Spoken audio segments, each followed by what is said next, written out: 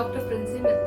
I have done my fellowship under Dr. Anupama from Tilt Hospital, Sonepat. I am extremely happy and I am extremely thankful to Ma'am, Dr. Anupama, Dr. Saurabh, Dr. Malik, Dr. Shweta. Initially, somebody told me that learning laparoscopy has a really long curve.